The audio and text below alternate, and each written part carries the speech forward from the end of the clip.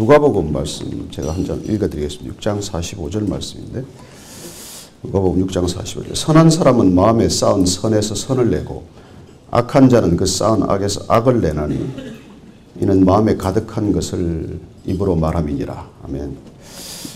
기도하겠습니다. 하나님 아버지, 오늘 정말 귀한 목회자님들 이렇게 모시고 또 주일 예배 아름답게 드리고 주님께서 흠양하신 줄로 믿고 함께 모여서 다시 하나님 나라에 대한 꿈을 새롭게 하고자 합니다.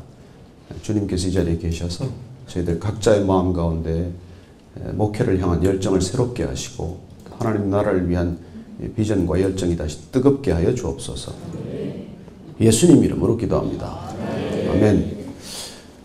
저는 이렇게 조금 제 개인적인 소개를 드린다면, 원래 그 모태 신앙인이었습니다. 불교 모태 신앙인이었습니다.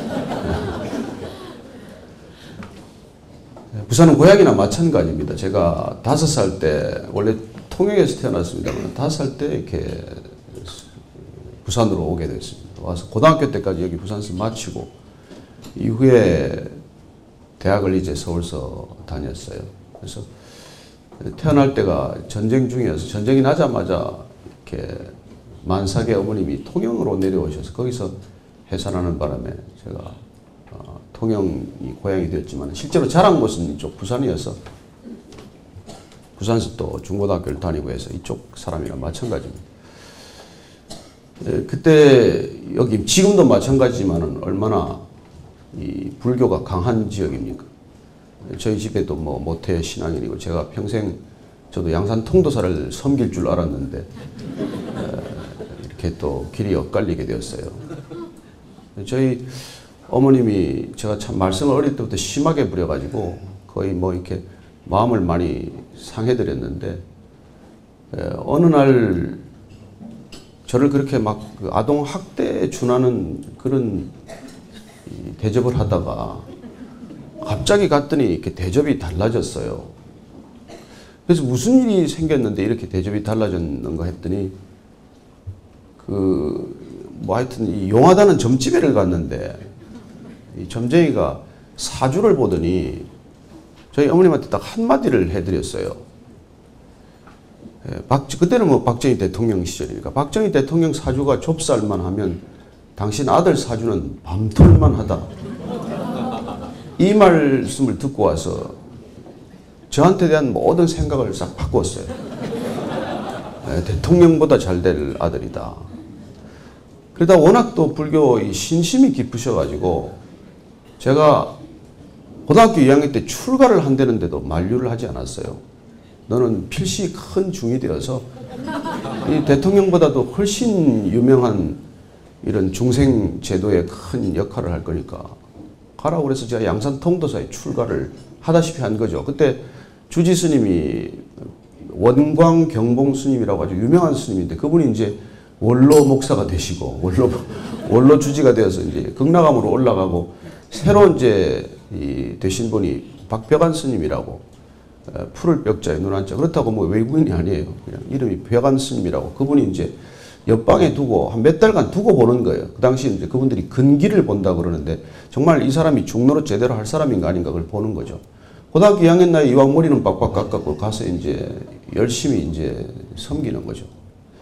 근데 석 달 있다가 갑자기 보자고 그러더니 개인 면담을 하고 나서 다시 하산을 명령했어요.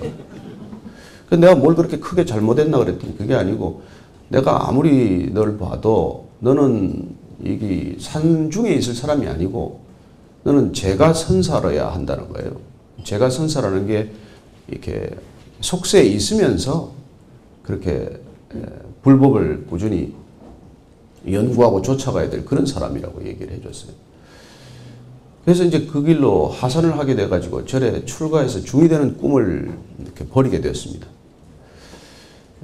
정말 그때 그냥 그렇게 내버려 뒀더라면 제가 얼마나 또 중노릇을 했을지는 모르겠습니다만 어쨌든 그 이후로 제가 47살 때까지 계속해서 선과 불교에 많이 심취했던 그런 사람이에요.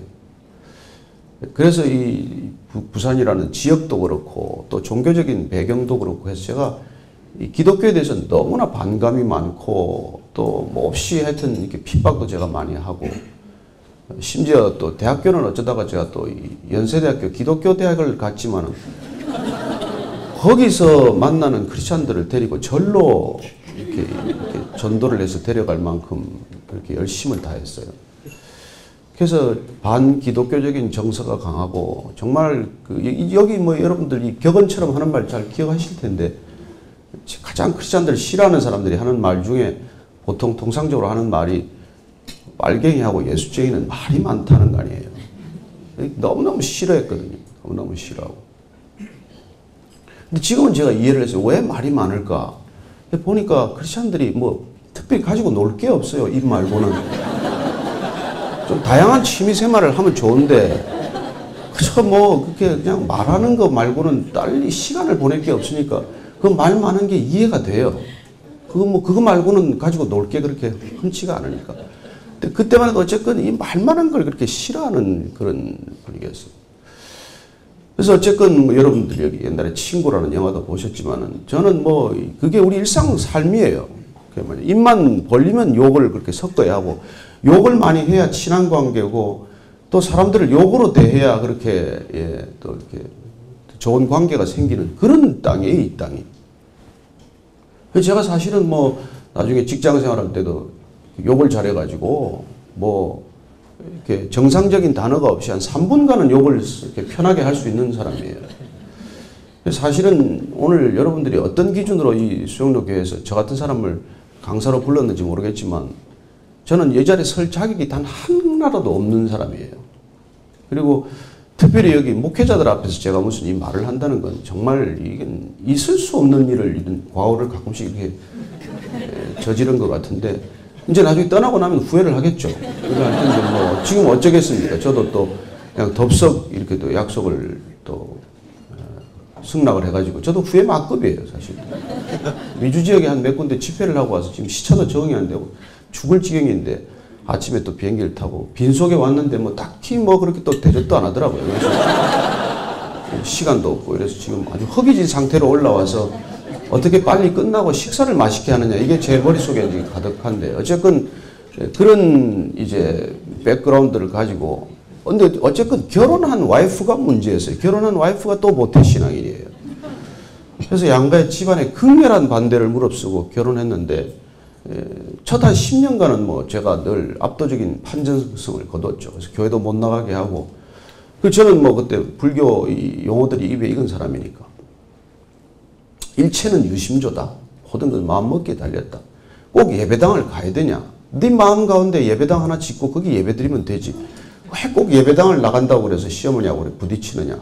그래서 저희 시어머니가 자꾸 그 아내를 법당에 데려가서 법당에 절을 하라고 그러니 또 모태신앙인인 아내로서는 그게 너무 힘들고 해서 제가 중재를 한 게 결국은 제 어머님한테도 제발 좀 법당에 데려가지 마시라 그러고 제 아내한테도 교회를 나가지 말아라.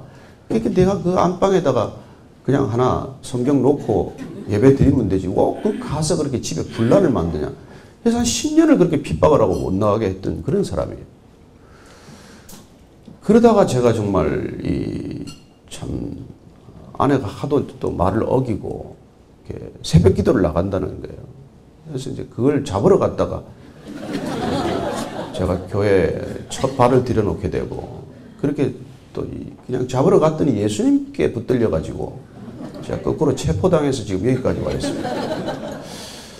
근데 어쨌건 저는 78년도에 MBC 입사를 했습니다만 그 입사하기 전까지 10년간 대학교와 대학원에서 정치학을 전공했어요. 그래서 제가 정치가 꿈이었고 제가 좀 주님에 안 붙들렸으면 뭐 반드시 정치를 했을 텐데 그것도 또 그냥 꿈이 꺾이고 여기 왔어요.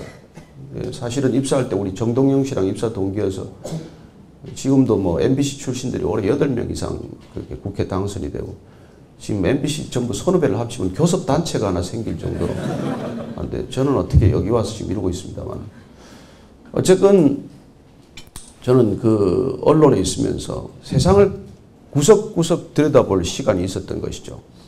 정말 세상을 이렇게 깊이도 들여다보고 그 소위 이 내부자들 영화 보셨겠지만 그런 내부자들의 세계도 깊이 들여다보게 되고 그리고 인간이 정말 얼마나 타락할 수 있는지 인간이 얼마나 악할 수 있는지 인간이 얼마나 뜻밖일 수 있는지를 참 많이 경험한 편이에요. 그리고 또 제가 또 말썽을 부려서 또 중학교 2학년 때부터 33년간 술을 열심히 마셔가지고 저는 뭐 술 사역에 관한 굉장한 전문가적인 소견과 경지에 올랐던 사람이에요. 그리고 또 이제 노름 사역도 열심히 해서 돈이 없을 때는 포카로 생활비를 조달할 만큼. 그래서 다방면에 이렇게 주님께서 준비를 해주신 것을 정말 감사하게 생각합니다. 제가 안수받고 나서 서울의 온누리교회에서 잠깐 사역을 할 때 젊은 목회자들이 저를 너무 이렇게 시샘을 하는 거예요. 왜냐하면 성도들이 저를 자꾸 좋아하니까. 그래서 제가 그렇게 이렇게 물었어요. 왜 그렇게 뭐 속을 끓이냐. 그랬더니 자기들 너무 억울하다는 거예요.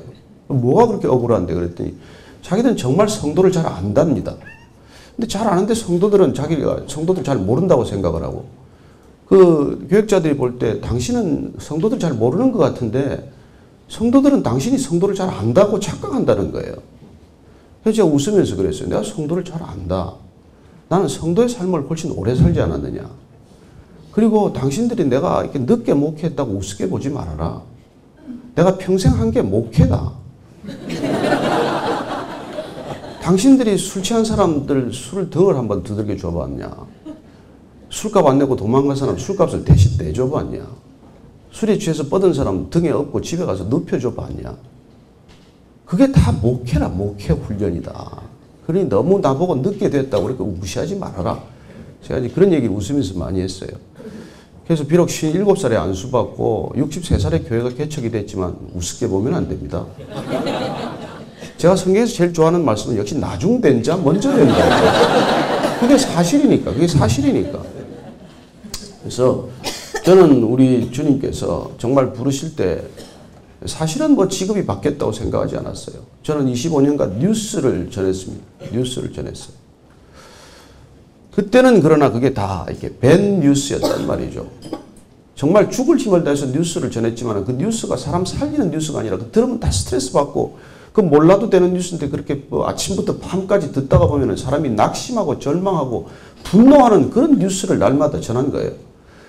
그러나 제가 성경을 읽게 되고 예수님을 만나고 보니까 이게 사람 살리는 뉴스가 굿뉴스인데 이 굿뉴스를 전하면 사람이 살아나고 사람이 변하는데 제가 일평생 이게 밴 뉴스만 전하다가 내 인생도 골병 들고 남의 인생도 기쁨을 다 빼앗아 놓았으니 내가 남은 인생 정말 굿뉴스만 좀 전하다가 가자. 그래서 제가 이 신학교를 가고 목회로 길을 바꿨지만 그러나 본질적으로 제가 하는 일은 뉴스를 전하는 임무는 미션은 변하지 않았어요. 그때도 어떻게 하면 뉴스를 잘 전할 건가? 그게 제 관심사였고 지금도 어떻게 하면 복음이라고 하는 이 굿뉴스를 잘 전할 건가? 이게 전 하나의 관심이에요. 그러니 어떻게 보면 정말 주님께서 그 젊은 시절에 그렇게 뭐 방탕한 생활을 했지만은 정말 이 자리에 설 수 없는 그런 생활을 했어요. 저는 주님께서 정말 늦게 부른 게 너무 이렇게 원하고 분통하고스러워서 주님께 제가 한번 따졌어요. 왜 이렇게 기력이 쇠해서 이제 아무것도 할 수 없는 나이에 이렇게 부르셨냐? 그때 제게 들려주신 정말 그 주님의 마음은 그래요. 너는 일찍 불렀으면 대한민국 목회자들이 하는 모든 잘못을 너 혼자 저질렀을 거야.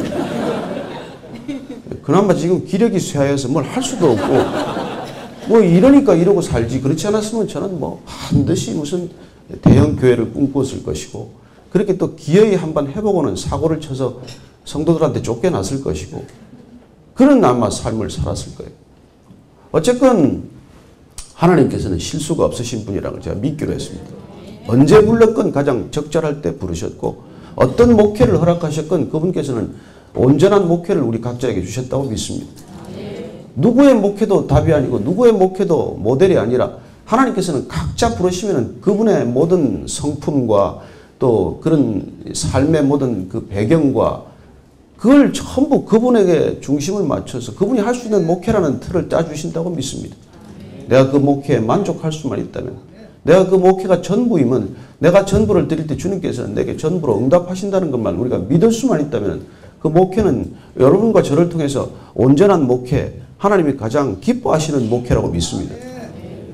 저는 그래서 제가 그런 어머니가 이렇게 참 말 한마디에 바뀌는 걸 제가 보면서 이 사람의 말이라는 게 얼마나 위력적인가를 안 거죠. 그 점쟁이 하나가 내 미래를 바꾼 것도 아니고 제 어머니와 저와의 관계를 순식간에 본질적으로 바꿔놓은 거예요. 사주가 박정희보다 좋다는 것 말 한마디 때문에.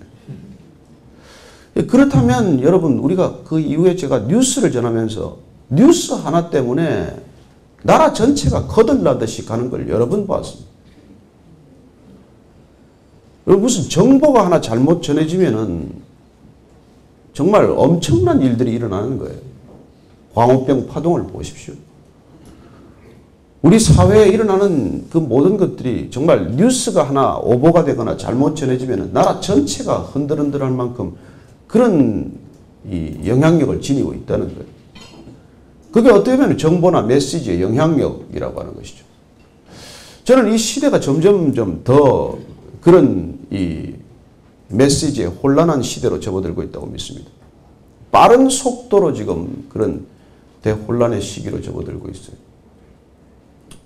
저는 주님께서 저를 왜 부르셨는지를 참 깊이 묵상하고 또 묻고 물었습니다만 저는 이 시대의 좌우지간 필요한 메시지를 흘려보내라고 부르신 걸로 저는 믿고 이 길을 가고 있습니다.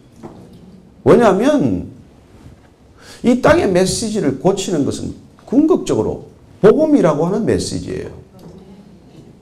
제가 그 말고 길이 있고 답이 있다면 지금 저는 뭐 다 멈추고 그 길로 갈 사람이에요. 저는 제가 평생 정치를 준비했고 정치에 대한 준비를 다 마쳤지만 그러나 정치가 본질이 아니고 이 목회가 본질이라는 것 때문에 방향을 이렇게 바꾸게 되고 그리고 이 세상에 어떤 메시지 가지고도 인간을 본질적으로 바꿀 수 없지만 이 성경 하나님의 메시지는 본질적으로 사람을 바꿀 수 있는 단 하나의 능력이기 때문에 이 길로 오기로 결정했어요. 왜냐하면 저는 이 성경을 읽으면서 그랬어요. 아, 이거는 진짜다. 교회는 가짜고 크리스찬도 가짜고 목사도 가짜일 수 있지만은 성경은 진짜예요. 그러면 이 진짜만 제대로 잘 전하면 되지 않겠나? 왜냐하면 하나님께서 이 땅 가운데 우리가 성경을 주신 목적이 딱 하나예요. 구원하기 위한 거 아닙니까? 구원이란 뭐예요? 구원이란 본질적으로 회복 아닙니까? 회복. 원 상태가 잘못되었다면 회복되면 더 큰일이지만은 원 상태가 좋았다면 회복되는 게 그게 답안입니다. 혹시 여기 뭐 이재만 선교사가 이끄는 창조각 탐사 투어를 저는 뭐 이렇게 몇 번 다녀왔는데 그분 하여튼 뭐 그 버스에 타면은 꼭 시작하는 말이 있어요. 이니셜 처음에 하는 말이 그게 뭐냐면 뭐 다 같이 따라 해야 돼요. 같이 따라 하십시오. 그러고는 시작하는 게 처음이 좋았다. 처음이 좋았다. 처음이 좋았다. 저는 그분이 그 메시지를 가지고 계속 사람들에게 다가가는 걸 제가 유심히 보았습니다. 왜냐하면 여러분 이게 처음이 좋았다는 게 이게 중요한 성경적 메시지더라고요. 우리는 여러분 창조라는 게 이게 이 시대에 안 맥혀 들어가는 걸 너무 많이 현장에서 보고 있지 않습니까? 저는 일본에 그렇게 우리 돌아가신 한 목사님이 러브 소나타를 한다고 일본에 가서 집회를 많이 하는데 제가 충격적인 것은 일본 목회자들이 목회가 안 되는 이유를 알았어요. 일본 목회자들의 70% 이상이 진화론을 믿는 사람들이에요. 아, 창조론을 안 믿으면서 어떻게 목회를 하는지 여러분 상상이 가십니까? 성경의 1장 1절을 안 믿으면서 무슨 성경을 설교할 수 있고 무슨 복음을 전할 수 있겠냐는 것이죠. 그러면 우리가 비록 창세기 1장 1절에서 선언된 창조론을 믿는다고 하더라도 실제 우리 삶은 어떠냐는 것이죠. 저는 대학에서 정치학과 또 사회학 그리고 특별히 이런 그 언론 쪽 공부를 하면서 제가 대학원에서 한 학기 들었던 그 강의 제목이 디벨롭먼트의 발전론이에요. 발전론. 하와이 대학의 베린저라는 닥터 베린저라는 사람이 와서 한 학기 강의를 들었는데 저는 그 당시에 제가 뭐 크리스찬이 아니었기 때문에 너무 인조해하면서 강의를 들었어요. 지금 돌이켜보니까 그 100% 진화론이에요. 여러분 디벨롭먼트 발전이라는 게 뭘까요? 발전한다는 게 전에보다 나중이 좋다는 거예요. 지금보다 앞이 더 좋다는 거예요. 여러분 그게 진화론입니다. 지금보다 더 성장할 수 있다는 거예요. 그게 진화론적 사고의 뿌리에서 비롯된 거예요. 우리는 해마다 경제가 성장해야 된다고 믿습니다. 그게 지금 이 경제 시스템, 글로벌 경제 시스템을 지금 위기로 몰아가는 주범이에요. 해마다 국가 경제는 성장해야 된다고 믿습니다. 교회는 어떻습니까? 교회도 해마다 성장해야 합니까? 예수님께서 사역 1년 차에 12명, 2년 차에 24명, 3년 차에 48명 성장하셨습니까? 우리는 이 growth라는 개념과 development라는 개념을 혼용해서 쓰기 때문에 성장은 발전이고 성장은 좋은 거라고 생각을 해요. 아니요, 저는 그렇게 보지 않습니다. 그렇게 보는 관점 자체가 사회적 진화론자들이 끌고 들어온 개념이라는 것이죠. 이게 인문학에 들어온 이른바 소셜 다윈이즘, 사회적 진화론자들의 생각 때문에 우리는 그냥 부지불식간에 진화론적 패러다임 속에 갇혀 사는 거예요. 그러면서 우리는 창조론을 설교하고 있는 거죠. 여러분 창조는 처음부터 완전했다. 처음이 가장 좋았습니다. 오늘 모든 물리적 법칙은 엔트로피 법칙이건 어쨌건 여러분 시간이 지날수록 좋지 않은 거예요. 그래서 여러분 우리가 창세기에서부터 시작되는 이 창조론적 관점과 시각과 인생관과 가치관 이 모든 것들이 우리를 지배하지 않으면 우리는 이 세상의 물줄기를 이겨낼 수가 없는 것이죠. 우리의 삶은 온전히 전체적으로 세상을 따라가면서 이따금 성경을 인용하고 있을 뿐이에요. 그래서 저는 하나님께서 우리에게 성경을 주신 까닭은 창조적 목적과 창조적 스테이터스를 다시 회복시키는 게 목적이라는 것이죠. 그래요. 그분이 회복을 위해서 주신 이 성경을 우리가 찬찬히 따라가 보면 인간이 한번 메시지로 오염되면 회복이 거의 불가능하다는 걸 가르쳐줘요. 오염은 한순간에 일어나지 않았습니까? 그냥 에덴 동산에서 잠깐 사탄이 와서 정말 하나님께서 동산의 실과를 먹지 말라 그랬냐? 그래요. 하나님께서는 내가 저 선과 악을 알게 하는 나무의 과실을 먹으면 정녕 내가 죽을 것이다. You surely die. 정말 죽는다. 진짜 죽는다. 그 메시지를 잠깐 비틀어 놓지 않습니까? 그래서 타락이란 뭡니까? 하나님이 처음 주신 첫 번째 주신 메시지를 왜곡시키는 게 타락이란 말이에요. 그 타락이 일어나면 걷잡을 수 없이 불어나는 거 아닙니까?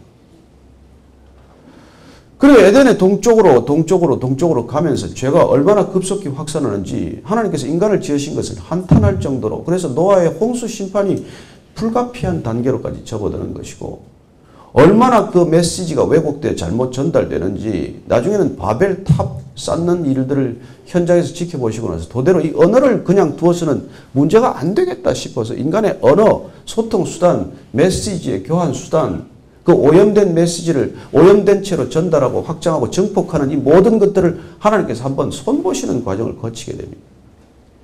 그리고 우리 창세기 12장부터 아브라함을 통해서 하나님께서 구원이라고 하는 드라마를 펼쳐나가시지만 이 구원의 회복 프로젝트는 본질적으로 메시지를 회복하는 프로젝트라는 것입니다. 하나님께서 인간을 어떻게 회복시킬 것인가? 그리고 우리가 하나님으로부터 받은 소임과 우리가 구원의 드라마 속에서 그야말로 구원의 통로로 부름받아서 쓰임받는다는 본질이 무엇인가 하는 것이죠. 성경이 우리에게 다 있는 그대로 알려주는 것입니다. 이 세상에 있는 메시지를 오염되고 타락하고 걷잡을 수 없이 인간을 파멸로 이끌어가는 이 메시지를 생명의 메시지로 회복시키는 게 우리에게 주어진 소명이라는 것입니다.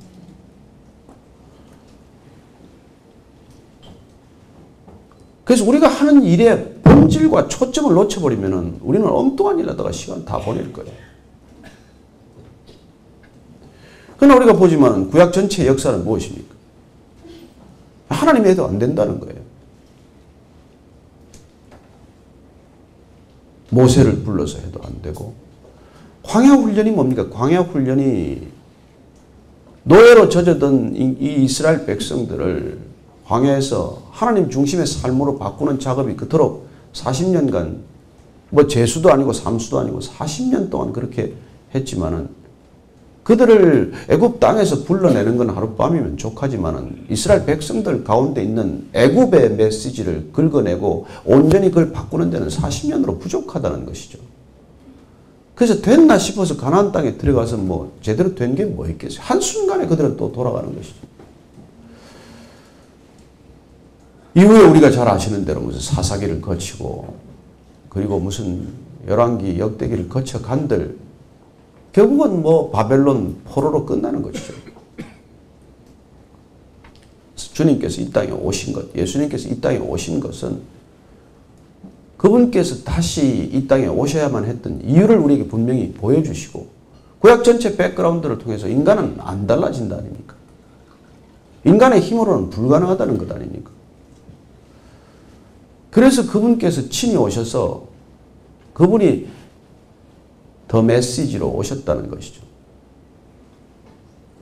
그래서 그분이 오셔서 이 땅 가운데 하신 일은, 우리는 단순히 그냥 구원이라고, 죄 용서라고 말씀하실지 모르겠지만, 전체적으로는 이 인간 전체에 퍼져 있는 오염된 메시지를 다시 회복시키는 일이에요. 그리고 그걸 예수님께서 우리에게 약속하신 성령을 보내주심으로써 그분 성령 안에서 통일되는 언어, 회복되는 메시지가 구원의 본질이라는 것을 알려주고 계신 것이죠. 저는 이 메시지의 회복 프로젝트라고 하는 이쪽 관점에서 성경을 끊임없이 보기 시작을 했고, 그리고 우리가 맡고 있는 사역의 본질을 그 차원에서, 그 관점에서 정의하고자 하는 것이죠. 그래서 다들 목회자이기 때문에 여러분들은 어떤 형태로든 목회를 하고 계십니다만은, 어떤 목회를 하건 어디서 목회를 하건 우리는 동일한 목회를 하고 있는 것이죠. 우리가 하나님께 부름받은 사람들은 어떤 형태로 부름을 받았건 프랙탈이에요. 같은 DNA를 가지고 있기 때문에 동일한 일을 감당해야 하는 것이죠. 그건 하나님께서 우리를 통해서 또 그리스도를 통해서 행하셨던 이 회복의 메시지, 더 본질적으로는 메시지의 회복, 이걸 우리가 감당해야 한다는 것입니다. 성경 전체에 대한 거, 이걸 더 바이블이라고 불렀지만은, 성자는 뭐 거룩할 성자에 경전, 경자를 쓴 거 아닙니까? 그러나 이걸 더 바이블이라고 할 때, 이 바이블의 어원은 그냥 비블로스라는 글이 아닙니까? 책들이죠. 그러니까 더 바이블이라고 해봐야 더 북스예요. 66 books. 책 66권이죠.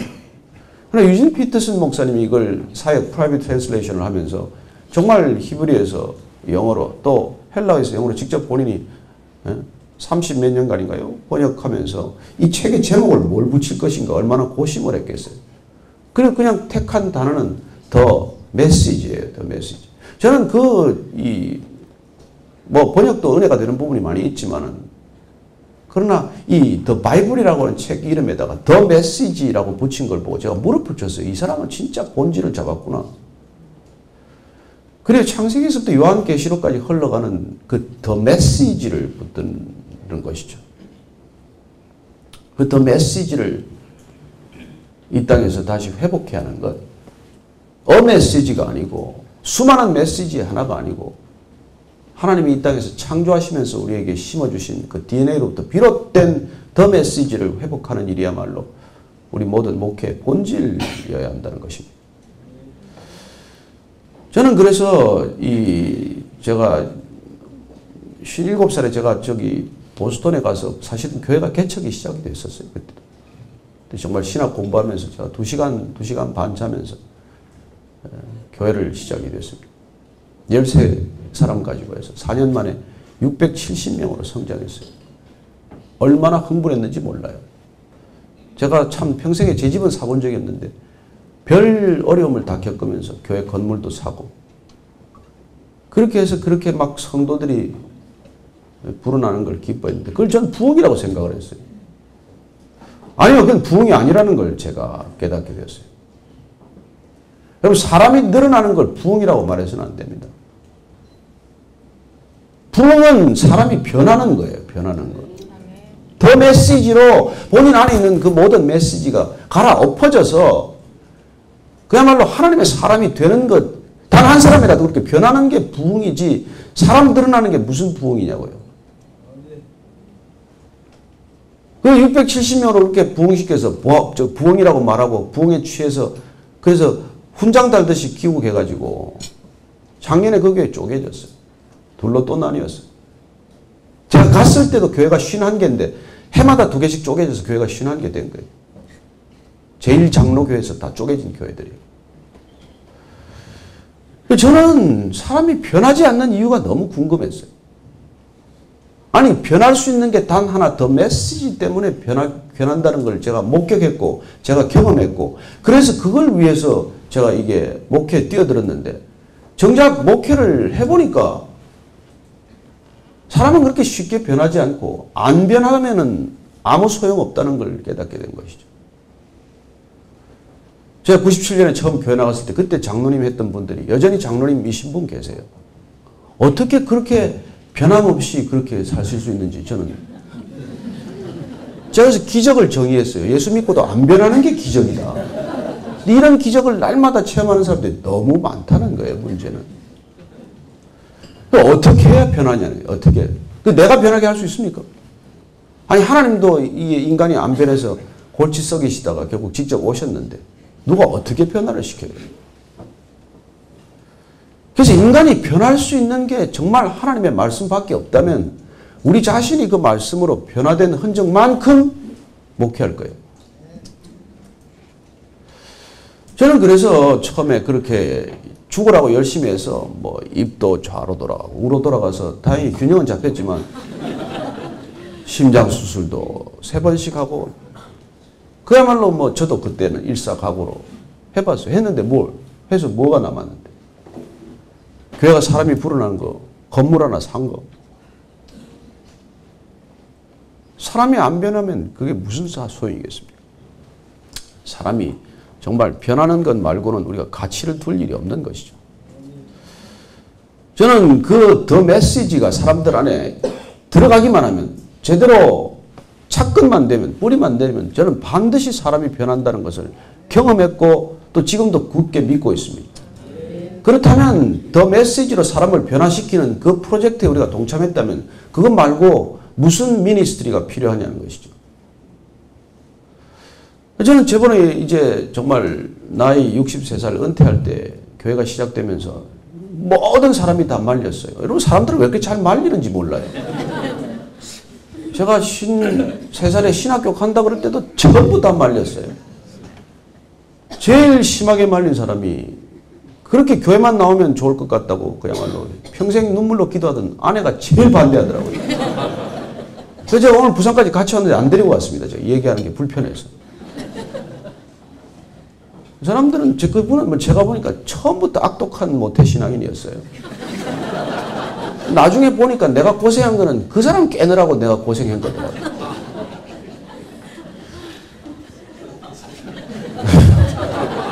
없어야 마음대로 얘기를 하지. 저는 사실은 우리가 어떤 목회를 하거든 사모는 오지 못하는 교회법이 통과됐으면 좋겠어요. 제발 사모들은 딴 교회 좀 가서 은혜 좀 받고 이렇게 같이 와가지고 계속 목사를 뒤흔들어 가지고 말이죠. 아니 제가 얼마 전에 LA를 갔더니 제 사랑하는 후배가 하나 교회를 다니다가 성당을 갔어요. 왜 너 성당을 갔냐 그랬더니 형님 제가 사모 꼬리 비기 싫어서. 네?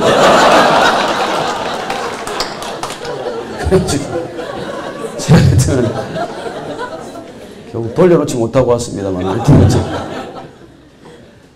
그래서 우리가 이 미니스트리가 많아지는 건 정말로 경계해야 될 일이에요. 저는 세상에서 오래 살았습니다. 47살 때까지 교회 문턱을 안 밟았으니까. 그러나 제가 교회 들어와서 왜 예수님께서 바리새인들을 그렇게 나무라시고 그랬는지 내가 이유를 알게 되었어요.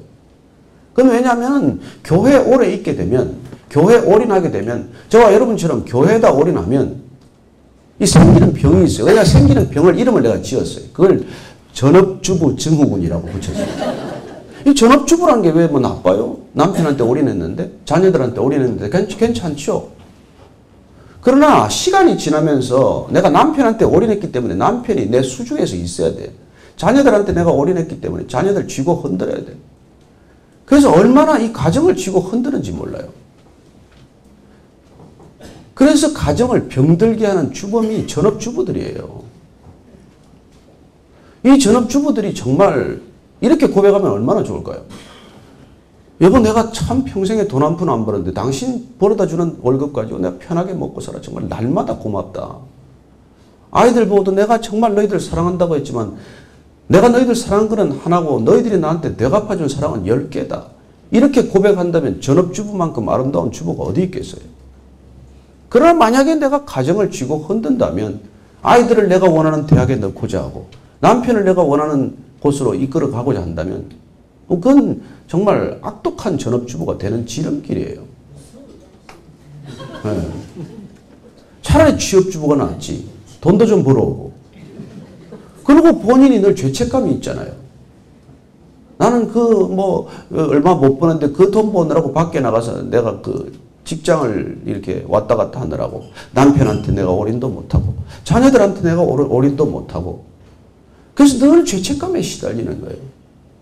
그래서 그냥 잠깐 있는 동안이라도 아이들하고 어떻게든지 좋은 대화를 나누고자 하고 남편한테도 늘 죄책감이나 일종의 이런 늘 빚진 자의 마음이 있어서 그렇게 아름답게 가정을 섬기면 차라리 취업주부가 낫죠.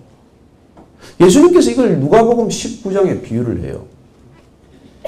성전에 들어와서 바리새인의 기도와 이 세리의 기도를 통해서 주님께서 그렇게 말씀해 주시는 것이죠. 그래서 저와 여러분들은 정말 조심해야 될 게 이 전업주부 증후군이라는 것입니다. 우리는 다 목회에 올인했어요. 그렇기 때문에 이 목회가 내 겁니까? 성도가 내 성도예요. 내가 쥐고 흔들어야 됩니까? 저는 이 젊은 목회자들이 가지고 있는 생각 중에 제일 제가 참 안타까운 게 그런 거예요. 가만 내버려두면 성도들은 시간을 제대로 못 쓴다.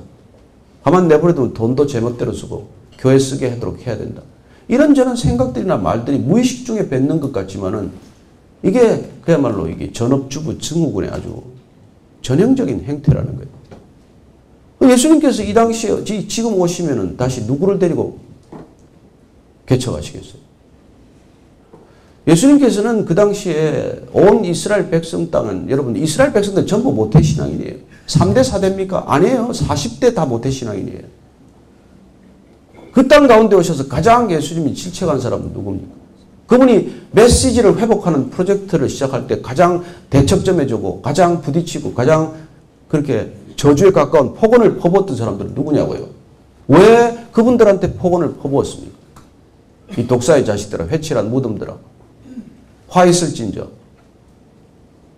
왜냐하면 바리새인이나 대제사장이나 제사장들이나 서기관들이나 율법학자들이나 이 사람들 다 하나님한테 올인한 사람들이 그들보다 더 올인할 수가 없어요. 그러나 그들이 올인한 것 자체가 나쁜 것이 아니라 그걸 통해서 심지어 하나님까지 컨트롤하고자 하고 성전 시스템 전체를 사유물화하고 특권화해서 종교적인 엘리트층으로 본인들 스스로를 자리매김했을 때 이 땅에 일어난 그 거대한 종교적 부패나 타락이 얼마나 심했으면 주님께서 이걸 북이스라엘과 남유다를 몽땅 다 아수르와 바벨론에 끌려가게 만들겠어요. 누구 책임입니까? 저는 그야말로 지금 주님께서 오셔서 성전 시스템에 갇혀있는 사람들 데리고 목회 시작하지 않았습니다. 그분은 예루살렘에서 랍비로 일을 시작하지 않았어요. 그분은 갈릴리에서 그야말로 요새로 치면 불신자들 데리고 교회 시작한 거예요. 12명의 제자들이 무슨 변변한 제자가 있습니까? 그 제자들 가운데 뭐 그렇게 명함 하나 제대로 내놓을 사람이 누가 있겠어요?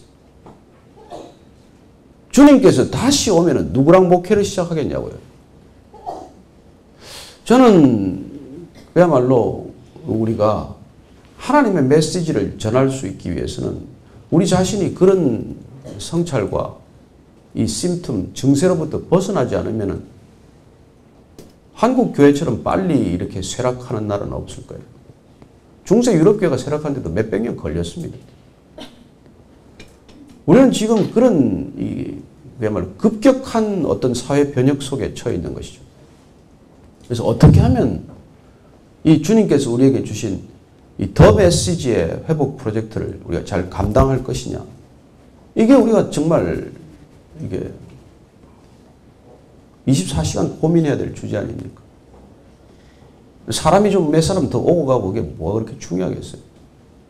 주님께서는 무리를 박대하지 않았습니다. 오병이의 기적도 무리 때문에 베푸셨고 그들을 긍휼히 여기는 마음 때문에 뭐 오병이어도 하고 칠병이어도 기적도 베푸셨지만은 그러나 그분은 결국 12명 제자한테 집중하지 않습니까? 어떻게 보면 목회라는 그림을 우리에게 12명에 집중하도록 그림을 주셨고 그분은 가버나움에 무슨 사역 본부를 짓지 않았어요. 세계 선교센터 짓지 않았습니다. 예수님께서는 성전 시스템 자체를 무너뜨리러 오신 분이에요. 형식적인 예배 형식주의를 무너뜨리러 오신 분이에요. 하나님을 믿는다면서도 여전히 불안에 갇혀있는 그들의 의식 가운데 잠재되어 있는 그 죽음의 덫에서 다시 우리를 자유케 하시기 위해 오셨어요. 그렇다면 주님께서 하신 사역을 우리가 곰곰이 들여다보고 또 들여다본다면 우린 정말 이 건물로부터 자유해져야 되는 것이죠. 그분이 어떻게 가버나움에 사역 본부를 만드셨냐고요. 그분은 자신이 이렇게 말씀하십니다. 여우도 굴이 있고 하늘을 나는 새도 공중에 새도 거처가 있는데 나는 머리 둘 곳이 없다고 말씀하십니다. 본인이 이 땅 가운데 거처를 마련하지 않은 분 그분께 대해 우리는 매일 거처를 하나 주십시오. 조금 나은 거처, 조금 더 큰 거처. 그걸 어떻게 우리가 요구할 수 있습니까? 그분한테. 저는 그분이 단 하나 관심을 가지고 있다면 더 메시지를 회복하는 거예요. 아니 그러면 뭐 구약시대는 달라요? 사실 알지 않습니까? 우리가 성막이 뭐예요? 지성소에 뭐가 있습니까? 법궤에 뭐가 있습니까? 다윗이 성전을 짓고 싶었지만 하나님께서는 만류하셨고 솔로몬이 성전을 짓고 나서도 봉헌 기도해서 여기 사람이 지은 이 성전에 하나님이 그냥 계시겠습니까? 그리고 성막이든 성전이든 지성소에 있는 한가운데 있는 것은 딱 하나 법궤 하나고 법궤 중심에는 뭡니까? 말씀 돌판밖에 뭐가 있겠어요? 저는 이 더 메시지에 집중하기 위해서 수많은 미니스트리를 우리가 갉아내야 되는 것이죠. 여기에 집중하기 위해서는 여러분 미니스트리를 벌리면 벌릴수록 우리는 미니스트리에 그냥 함정에 빠져들게 되어 있어요. 그리고 미니스트리란 사역이란 본질적으로 조직을 필요로 해요. 여러분 조직이란 돈과 사람이에요. 세상은 전부 조직으로 움직입니다. 그 세상이 움직이는 원리를 우리가 배워야 돼요. 세상이 움직이는 방식대로 우리가 따라가야 됩니까? 여러분 세상은 하나도 따라갈 게 없어요. 착각하면 안 됩니다. 우리가 그들이 발전했다고 믿기 때문에 성장했다고 믿기 때문에 자꾸 거기서 아이디어를 자꾸 구하는 것 같은데 그러면 차라리 뭐 MBA 가서 하버드 MBA든지 무슨 뭐 유펜에 가든지 가서 경영학을 배워야죠. 왜 우리가 성경을 봅니까? 그럼 세상은 본질적으로 이건 배울 게 없고 따라갈 게 없는 곳이에요. 저는 뭐 참 여러분들이 불러주셔서 오긴 했지만 제가 다시는 안 올 각오로 이 얘기 드리고 갈 거예요. 다시 또 오겠어요? 저는 세상을 속속들이 아마 여러분들보다 많이 보았을 거예요. 여러분들 보지도 못한 걸 저는 수없이 봤습니다. 청와대 새 정권에 출입을 해서 전두환, 노태우, 김영삼 그 주변에 있는 그 기라성 같은 그 저기 실세들이라고 하는 사람들 수없이 교제도 하고 밤새 뭐 술도 마시고 30대 재벌이라는 사람들도 만나고 여러분 죄인들 중에 죄인이에요. 가장 큰 죄인들이에요. 근데 그 사람들을 위해서 뭐 구국 기도회를 해요. 저는 이 교회가 지금 어느 정도 타락했는지 우리 자신이 안에 있으면 몰라요. 제가 우리 그 소천하신 하 목사님께서 제가 청와대 출입한 걸 알고 자꾸 청와대 얘기를 물어봐요. 청와대는 어떤 곳입니까? 청와대는 어떤 곳입니까? 궁금하세요? 궁금하대요. 그래서 제가 한마디로 그냥 설명해 드렸어요. 제가 목사님 새 정권에 출입해 보니까 청와대는요, 재래식 화장실입니다. 무슨 말인지 알아들으세요? 여러분, 재래식 화장실은 처음에 들어가면 그 냄새가 고약해서 코를 틀고 앉아있기가 뭐 좀 어려워요. 그러나 한 3분 지나보십시오. 한 5분 지나면 콧노래를 부르고 거기 앉아있어요. 나올 생각을 안 해. 그래서 제가 그 재래식 화장실 가고 갔다 그랬더니, 아니, 그 하목사님께서 놀랄만한 반응을 보였어요. 아유, 그거 교회 얘기네요. 그거 제 얘기네요. 또 한마디 더 붙여서. 그래서 제가 웃으면서 그랬어요. 아유, 교회가 더하지요. 목사님이 더하시죠. 거기는 그래도 5년마다 바뀝니다. 여기는 안 바뀌니까 성도들이 떠나지 않습니까? 제가 그렇게 웃고 말았는데, 어쨌건 그분께서 저는 그분을 안 만났으면 이렇게 또 변하지도 않았을 거예요. 저를 뭐 이렇게 떠다 밀지는 않았지만은, 어떻게 보면 정말 아버지의 마음으로 정말 끝없이 참 이렇게 한 걸음 한 걸음 주님께로 가까이 인도해 주셨는데, 제가 궁금한 게 많고 제가 또 언론인 출신인지라 질문을 길게 하지 않아요. 저는 질문이 길면 벌써 답할 생각이 없어요. 늘 한마디로 묻습니다, 저는. 목사님, 교회가 뭡니까? 교회가 뭡니까? 그랬더니 그분도 한마디로 대답해 주셨어요. 교회는 제도가 되기 직전까지입니다. 제가 정말 감탄했어요. 그러면 왜 목사님은 이 큰 제도를 끌고 가십니까? 그래서 이게 제도가 기득권이 안 되기 위해서 제가 몸을 찢어가면서 하는 것이죠. 그때 간암 수술을 벌써 몇 번 했으니까요. 여러분, 제도는 이 사회 전체를 지금 피로사회로 몰아가는 주범이에요. 독일의 한 젊은 철학자가 이 사회를 진단하면서 피로사회라고 이름 붙였는데, 아니, 이 피로사회뿐만 아니에요. 이건, 이 사회는 거대한 탐욕사회고, 거대한 음란사회고, 그런 사회죠. 이 사회에 여러분들이 자꾸 이렇게 관심을 가지고 보고 배우려고 하면, 그걸 자꾸 목회로 가지고 들어오고, 교회로 가지고 들어오면, 교회 형태는 있겠죠. 교회 문패는 있을 거예요. 그러나 교회는 본질을 잃어버리게 되어 있는 것이죠. 주님께서 제도를 만드시려고 했으면 예루살렘 성전 시스템을 그분이 존중했어야 마땅하고, 사역을 시작하더라도 랍비 코스를 밟았어야 되는 것이고, 랍비가 되어서 그야말로 제자 모집을 하더라도 가말리엘 문화처럼 13살 때까지 토라를 다 달달 암송하는 사람들 중에서 한 30명 뽑아서 목회를 하지, 왜 그렇게 어분이 세린이 말도 안 되는 사람들과 그걸 하셨겠어요? 저는 우리가 하나님의 메시지가 누구든지 회복시킬 수 있다는,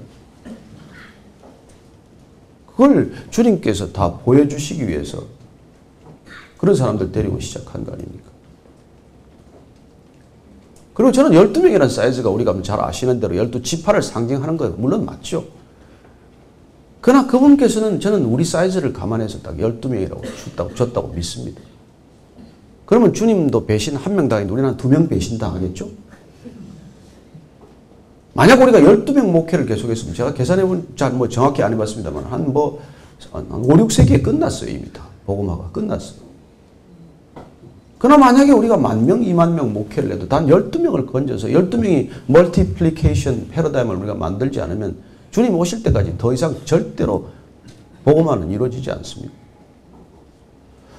저는 이 회복을 위한 우리의 주님께서 주신 소명, 그래서 그 더 메시지가 우리를 통해서 전해지지 않으면 이 세상에는 소망이 없다는 것이죠. 제가 어느 날 성경을 읽다가 정말 또 한 번 무릎을 치는 때가 있습니다. 그건 뭐냐면은 이 세상의 메시지가 왜 회복되어야 하는지를 다 한마디로 요한이 정리해 준 거예요. 요한에서 2장 우리가 15절 이하를 보면 이게 뭡니까? 이 세상에 있는 모든 것이 육신의 정욕과 안목의 정욕과 이생의 자랑이니 이건 다 세상으로부터 온 것이요 아버지께로부터 온 게 아니라는 거예요. 저는 육신의 정욕, 안목의 정욕, 이생의 자랑이라는 것이 이 땅의 모든 메시지를 압축했다는 것을 보고 너무 놀랐어요. 2000년 전에 사도 요한이 이 땅에 있는 메시지란 모든 메시지, 오염된 메시지, 타락한 메시지, 이 세상의 사람들을 이끌고 가는 거대한 이 메시지의 본질, 그 엑기스가 딱 한마디로 압축을 하면 그런 거라는 거예요. 그러니까 세상 속에서는 건질 메시지가 없다는 거예요. 우리가 신문도 보고 뭐 하지만은 여러분 예화를 거기서 찾아봐야 뭐 그렇게 큰 도움이 되겠어요. 여러분 산에 가보십시오. 개울물은 하루 종일 개울물 졸졸졸 흐르는 소리를 듣고 있어도 지치지 않습니다. 실증나지 않아요. 피곤하지 않습니다. 그러나 집에 물레방아를 만들어 놓고 돌리면 30분도 못 앉아 있어요. 형태는 비슷해 보여도 인간이 만드는 것과 하나님이 지으신 것과는 본질이 다르기 때문에 저는 더 메시지로 충분하다. 이게 우리의 출발점이고 목적지입니다. 하나님의 말씀으로 불충분하다. 이건 이단이에요. 이걸 마음대로 변개하는 건 하나님 가장 싫어하는 거 아니겠습니까? 그래서 우리의 미니스트리가 더 메시지가 성도들을 변화시킬 때까지 집요하게 더 메시지를 전하고 더 메시지가 파고들 수 있도록 돕는 것 말고 다른 사역을 한다면 그 사람들은 절대로 변하지 않을 거예요.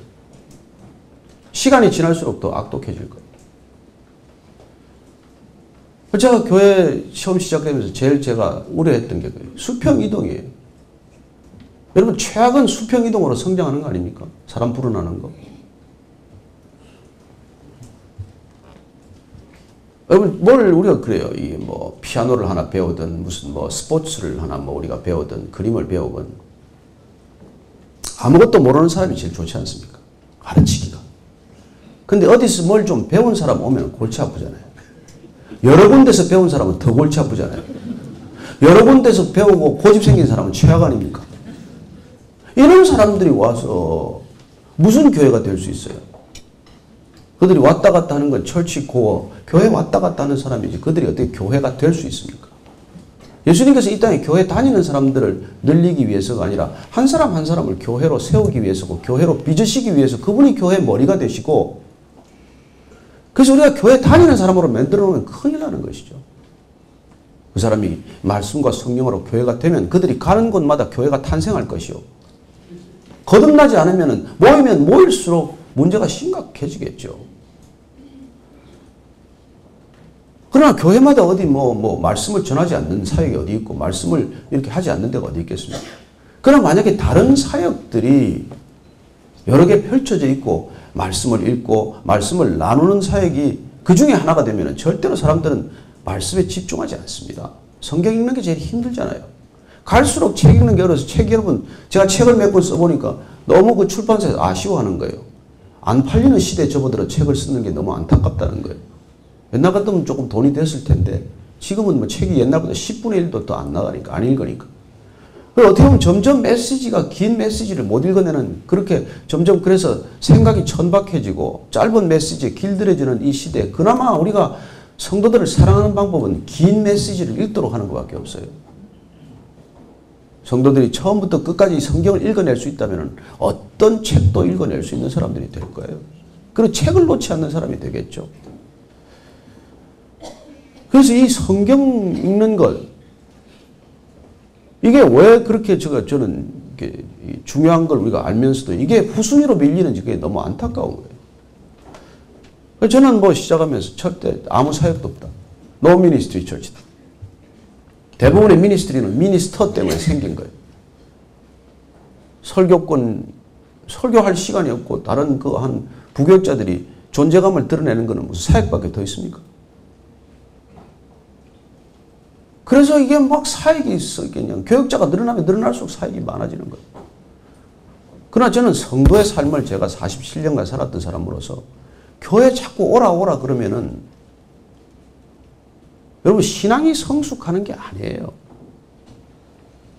그 사람들이 받아들이는 메시지 총량은 세상에서 받아들이는 메시지를 압도하거나 오버라이드 할 수가 없기 때문에 아무리 교회를 들락날락 한다고 진정한 크리스천이 안 돼요.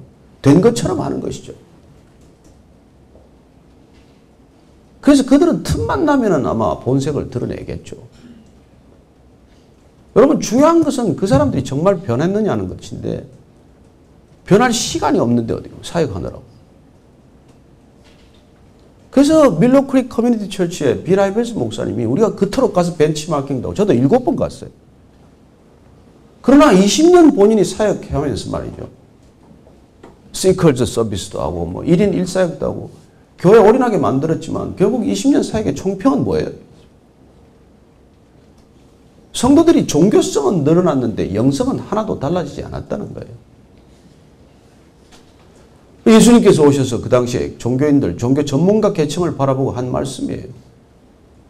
그들의 종교성은 누구하고도 비교할 수 없이 늘었지만 전문 종교인으로서의 종교성은 누구도 따라갈 수 없지만 그러나 진정 하나님을 사랑하고 나보다도 하나님을 더 사랑하는 그 진정한 영성은 찾아보기 어렵다는 거예요.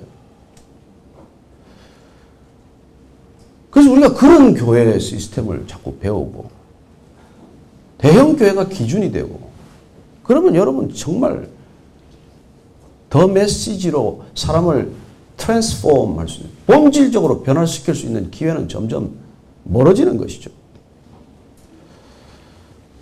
저는 오늘 이 첫 번째 시간에 저와 여러분들이 나눠야 할 키워드는 바로 더 메시지의 회복이야말로 우리의 전부라는 것입니다. 성전에 그것밖에 없었고 또 성전 삼으신 우리 자신 안에도 그것밖에 없어야 하기 때문에 그리고 우리 자신이 그것만이 전부고 그것만으로도 충분하다. 그것만으로도 온전하다. 이런 우리가 결정이 없으면은 우리는 남의 목회를 맨날 기웃거릴 거예요. 저 교회는 왜 잘 되나? 저희 교회도 조금 뭐 이렇게 뭐 사람이 모인다는 소문이 나니까 사방에 전화가 와요. 어떻게 해서 사람이 그렇게 모이냐, 잘 되냐? 그거는 하나도 궁금할 게 없어요. 사람 모이는 건 재앙으로 가는 지름길이에요. 단 한 명이라도 그 안에 메시지가 회복되면 천하보다도 한 뭐 영혼이 귀하다면서요. 그 영혼이 회복되면 우리는 주님께서 맡기신 미션을 완수했다고 믿습니다. 그분은 물론 삶으로 메시지를 정리하고 십자가에서 다 이루셨다고 선언하셨지만 그러나 그분이 십자가에 달리시기까지 하셨던 그 삶의 본질은 더 메시지가 회복되는 프로젝트를 마치셨다는 것이죠. 자, 그분이 마치신 프로젝트를 우리가 왜 더 덧칠합니까? 그분이 다 마치셨는데 우리가 뭘 더 할 게 있겠어요? 그분을 전하는 것 말고 우리가 뭘 더 할 수 있습니까? 저는 오늘날 이 시대에 우리가 해야 할 정말 역할과 몫이 있다면 다음 시간에 조금 더 말씀을 나누겠지만 이 더 메시지를 우리 자신이 살아내는 것 그게 전부라고 믿습니다.